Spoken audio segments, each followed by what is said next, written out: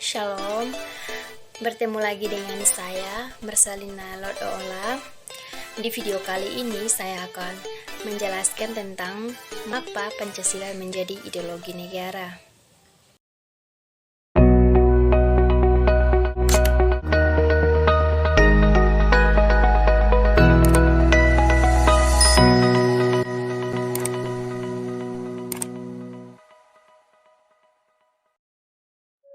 Istilah ideologi berasal dari kata idea, yang artinya gagasan, konsep, pengertian dasar, cita-cita, dan logos yang berarti ilmu.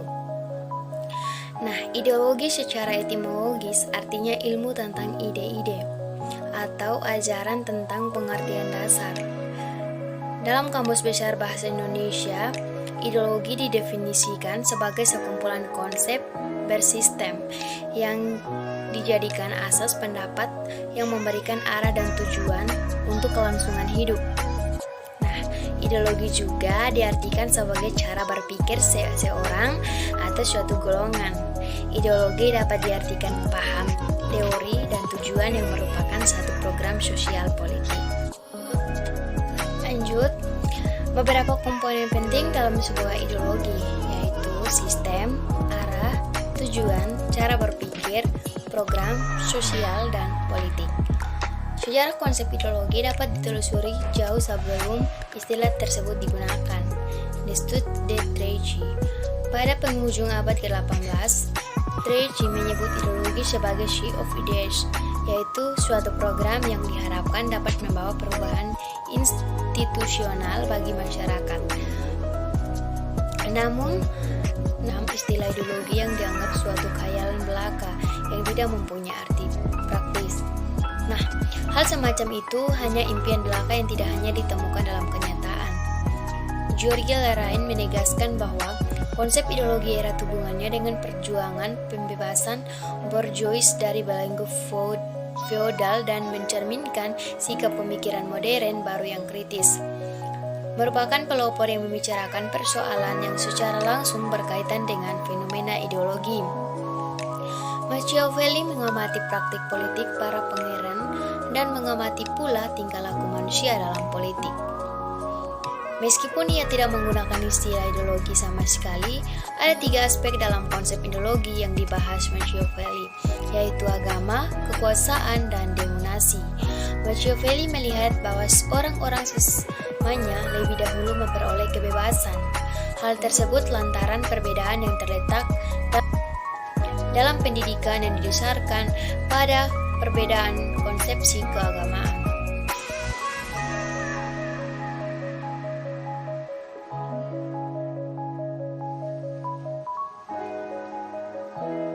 Adapun beberapa tokoh atau pemikir Indonesia yang mendefinisikan ideologi, yang pertama itu Sastra Prateja. Menurut Sastra Prateja, ideologi itu adalah seperangkat gagasan atau pemikiran yang berorientasi pada tindakan dan diorganisir menjadi suatu sistem yang teratur. Yang kedua itu menurut Soeharjanto. Menurut Soeharjanto ini, ideologi adalah hasil refleksi manusia berkat kemampuannya menjaga jarak dengan dunia kehidupannya. Yang ketiga, menurut Mubiarto.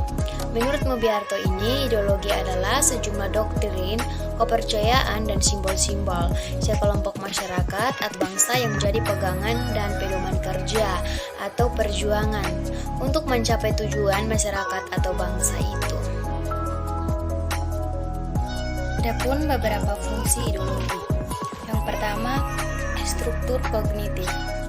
Keseluruhan pengetahuan yang dapat menjadi landasan untuk memahami dengan dunia serta kejadian-kejadian di lingkungan sekitarnya. Yang kedua, orientasi dasar dengan membuka wawasan yang memberikan makna serta menunjukkan tujuan dalam kehidupan manusia. Yang ketiga, norma-norma yang menjadi pedoman dan pegangan bagi seseorang untuk melangkah dan bertindak. Yang keempat, bekal dan jalan bagi seseorang untuk menemukan identitasnya. Yang kelima, kekuatan yang mampu menyemangati dan mendorong seseorang untuk menjalankan kegiatan dan mencapai tujuan.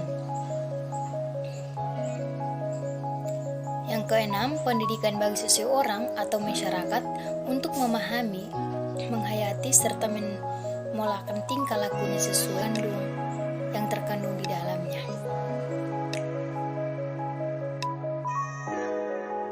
Yang kedua yaitu urgensi Pancasila sebagai ideologi negara. Pancasila sebagai ideologi negara menghadapi berbagai bentuk tantangan. Salah satu tantangan yang paling dominan adalah globalisasi. Globalisasi sendiri kan era saling keterhubungan antara masyarakat suatu bangsa dan masyarakat bangsa yang lain, sehingga masyarakat dunia menjadi lebih terbuka. Dengan demikian, kebudayaan global terbentuk dari pertemuan beragam kepentingan yang mendekatkan masyarakat dunia. Yang pertama, warga negara memahami dan melaksanakan Pancasila sebagai ideologi negara. Sebagai warga negara, kita perlu memahami kedudukan Pancasila sebagai ideologi negara karena ideologi Pancasila menghadapi tantangan dari berbagai ideologi dunia dalam kebudayaan global. Adapun unsur-unsur yang mempengaruhi ideologi Pancasila. Yang pertama, unsur ateisme yang terdapat dalam ideologi Marxisme atau komunisme, bertentangan dengan sila ketuhanan yang Maha Esa. Yang kedua, unsur individualisme dalam liberalisme tidak sesuai dengan prinsip nilai gotong royong dalam sila keadilan sosial bagi seluruh rakyat Indonesia. Yang ketiga, kapitalisme yang memberikan kebebasan individu untuk menguasai sistem perekonomian negara tidak sesuai dengan prinsip ekonomi kerakyatan. Salah satu dampak yang dirasakan dari kapitalisme ialah munculnya gaya Pancasila sebagai ideologi. Selain menghadapi tantangan dari ideologi-ideologi besar, dunia juga menghadapi tantangan dari sikap dan perilaku kehidupan yang menyimpang dari norma-norma masyarakat umum. Tantangan itu meliputi antara lain terorisme dan narkoba. Sumber historis Pancasila sebagai ideologi negara. Sumber sosiologis Pancasila sebagai ideologi negara berakar dalam kehidupan masyarakat. Unsur-unsur sosiologis yang membentuk Pancasila sebagai ideologi negara meliputi hal-hal sebagai berikut. Yang pertama, sila ketuhanan yang Maha Esa dapat ditemukan dalam kehidupan beragama masyarakat Indonesia dalam berbagai bentuk kepercayaan dan keyakinan terhadap adanya kekuatan gaib. Yang kedua, sila kemanusiaan yang adil dan beradab dapat ditemukan dalam hak saling menghargai dan menghormati hak-hak orang lain, tidak bersikap sewenang-wenang. Yang ketiga, sila persatuan Indonesia dapat ditemukan dalam bentuk solidaritas, rasa setia kawan, rasa cinta tanah air yang berwujud pada mencintai produk dalam negeri. Yang keempat, sila kerakyatan yang dipimpin oleh hikmat kebijaksanaan dalam permusyawaratan dapat ditemukan dalam bentuk menghargai pendapat orang lain, semangat musyawarah dalam mengambil keputusan. Yang kelima, sila keadilan sosial bagi seluruh rakyat Indonesia tercermin dalam sikap suka menolong, menjalankan gaya hidup sederhana, tidak menyolok atau berlebihan. Membangun argumen tentang dinamika dan tantangan Pancasila sebagai ideologi negara. Yang pertama, argumen tentang dinamika Pancasila sebagai ideologi negara. Dinamika Pancasila sebagai ideologi negara dalam sejarah bangsa memperlihatkan adanya pasang surut dalam pelaksanaan nilai-nilai Pancasila. Pancasila sebagai ideologi negara dalam masa pemerintahan Presiden Soekarno, sebagaimana diketahui bahwa Soekarno termasuk salah seorang perumus Pancasila, bahkan penggali dan memberi nama untuk dasar negara. Dalam hal ini, Soekarno memahami kedudukan Pancasila sebagai ideologi negara. Namun dalam perjalanan pemerintahannya, ideologi Pancasila mengalami pasang surut karena dicampur dengan ideologi komunisme dalam konsep Nasakom. Pada masa era reformasi, Pancasila sebagai ideologi negara mengalami pasang surut dengan ditandai beberapa hal seperti enggannya para penyelenggara negara mewacanakan tentang Pancasila, bahkan berujung pada hilangnya Pancasila dan kurikulum nasional. Meskipun pada akhirnya timbul kesadaran penyelenggara negara tentang pentingnya pendidikan Pancasila di perguruan tinggi. Mendeskripsikan esensi dan urgensi Pancasila sebagai ideologi negara. Yang pertama, hakikat Pancasila sebagai ideologi negara. Hakikat Pancasila sebagai ideologi negara memiliki 3 dimensi. Yang pertama, dimensi realitas, mengandung makna nilai-nilai dasar yang terkandung dalam dirinya, bersumber dan nilai-nilai real yang hidup dalam masyarakatnya. Yang kedua, diriens idealitas, mengandung cita-cita yang ingin dicapai dalam berbagai bidang kehidupan bermasyarakat, berbangsa, dan bernegara.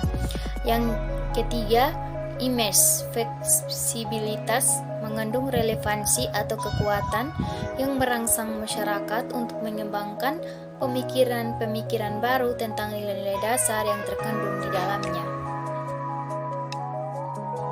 Yang kedua, urgensi Pancasila sebagai ideologi negara. Beberapa peran Pancasila sebagai ideologi meliputi yang pertama, ideologi negara sebagai penuntun warga negara. Artinya, setiap perilaku warga negara harus didasarkan pada preskripsi moral. Contohnya, kasus narkoba yang membak di kalangan generasi muda menunjukkan bahwa preskripsi moral ideologis belum disadari kehadirannya. Yang kedua, ideologi negara sebagai penolakan terhadap nilai-nilai yang tidak sesuai dengan sila-sila Pancasila. Contohnya, kasus terorisme yang terjadi dalam bentuk pemaksaan kehendak melalui kekerasan. Hal ini bertentangan nilai toleransi, berkeyakinan, hak dan semangat persatuan.